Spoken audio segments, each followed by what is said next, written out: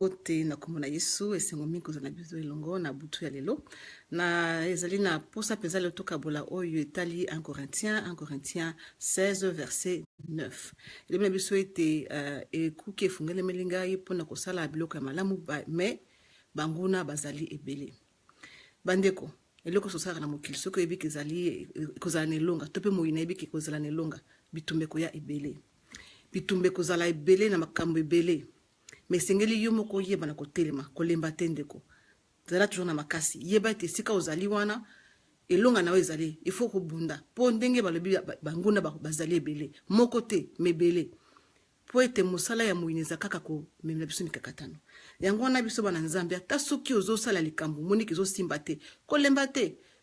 zwa makasi bunda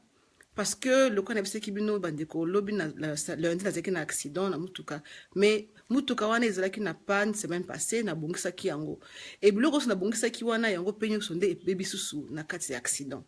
sikoyo elingi koloba nini natika nasalele komosusu te non bien aimé otelema kaka okobunda po eza bitumba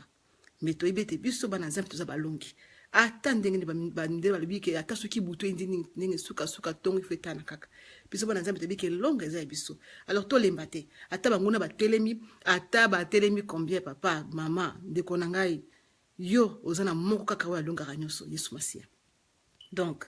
tobangela kote totelema nayebi ete nzambe azali toujours na contrôle ya makambo na ye na bomoi na biso azali toujours na contrôle ya bomoi na biso ye nde tokangama na ye ata tozosala misala tozosala ata makambo tozosala tozomona ezosimba te me tolemba te mpo sukasuka ekosimba kaka na kombo na Yesu nzambe apambola moko na moko tomonani boye lobi na butu